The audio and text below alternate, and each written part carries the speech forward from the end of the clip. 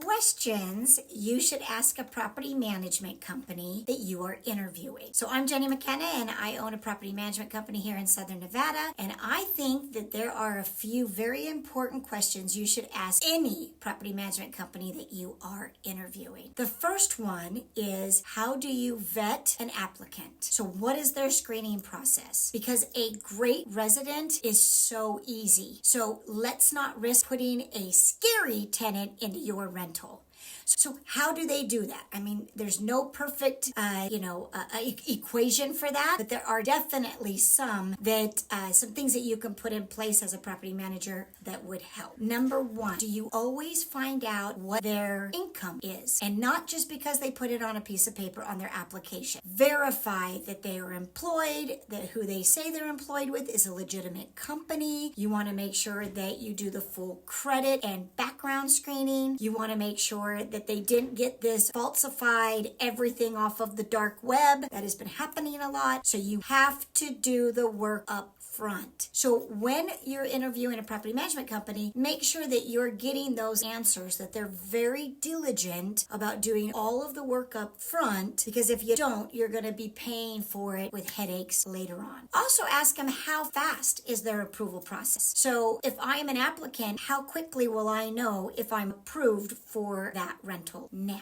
how does the property management company determine the asking rent? This is big right now, especially when there's 4,400 available rentals. How do they determine what the rent is? Are they going to let you as the homeowner determine the rent just because that's what you want or because that's what your mortgage is? Hopefully not. If they are a great property management company, they are going to use MLS, multiple listing service. They are going to find out what like for likes have rented for, how long did it take them to rent. They're going to be cautious about looking at things that are still on the market because that's just a wish and a prayer, and they want to make sure that they give you an accurate number and a number that would hopefully move the property in 30 days. Next question, how do they communicate with you? So this one is a big one.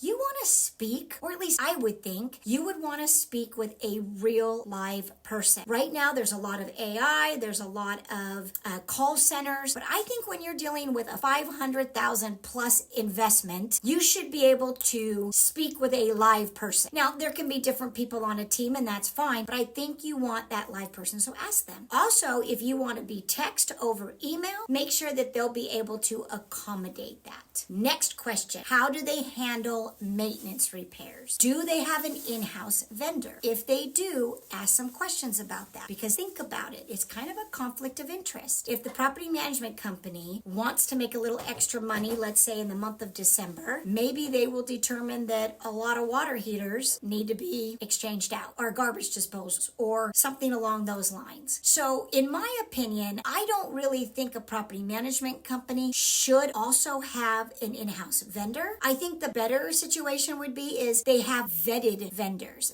that they trust, vendors that they can rotate through and make sure that those vendors stay good with their pricing, with their etiquette, with their policies and procedures. And that's one way to do it, is if you're always doing a rotational basis. So ask them about how they would handle from start to finish if a resident was to call in and their garbage disposal wasn't working. Ask them about a service fee. If a resident says something's not working and you send somebody out and the vendor says, nothing's wrong, who pays the service fee? So these are kind of the things that you want to ask, because vetting is important, communication is important, and of course, maintenance is important. So the other thing that I would say is their fees. Let's ask what their fees are, and all of their fees, not just the fees that are the management fee or the startup fee. Ask them about everything, because any hidden fee, once you get into a contract, that's going to affect your ROI and your profits, and you want to know that up front. Full transparency. If they are not giving you full transparency while you're on the phone interviewing them, I can promise you they're not going to be fully transparent with you when there's a problem on your rental. So also find out what software they use. Meaning, is it easy for the resident to pay their rent online? Or does the management company make it a little difficult for them to pay their rent? Do they have to come into the office? Do they have to mail a check? Find out how easy it is for a resident to pay their rent. I think that's important because good residents are going to want to make it easy. They are going to want to pay online when they are 10 o'clock at night, 11 o'clock at night, and they want to get it taken care of before the next day. You want to make sure that that management company has this updated software that allows you to do it. Don't go with somebody that's in 20 years ago, come in, bring in my check, write a receipt, all that kind of stuff. Next, ask them about their eviction process because this becomes very important. Are they a management company that is lenient on when a resident is late paying their rent? Are they going to not serve a 7-day pay or quit? The next thing is, how do they show you transparency as an owner of all the money that they collect, and when are they going to distribute it to you? So most property management companies are going to write leases up where the rent is always due on the 1st and it'll be considered late on the 5th, and then they do what they do for the start of the eviction. They'll usually hold all the rents to make sure that there are clear funds, and they'll disperse usually between the 9th and the 11th or even as late as the 15th. Find out when you as the owner, when you are going to expect your owner distribution if the rent has been paid on time. Obviously, if the rent's not paid, there's nothing that the management company can pay you. So you want to know if everything goes right in that month. When, as an owner, are you expected to see the funds? And is there an owner portal that gives you access to everything? When the rent was made, the management fee taken out, a repair taken out, you want that to be transparent as well. They are your middleman. They are the ones that are responsible for collecting that rent and then dispersing it to you.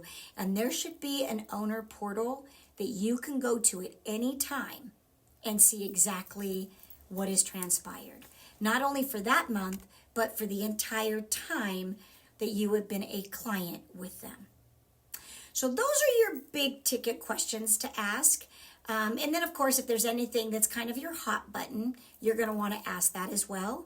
But those are the things that I think will put you down into the right path of finding the property manager that's going to fit your needs.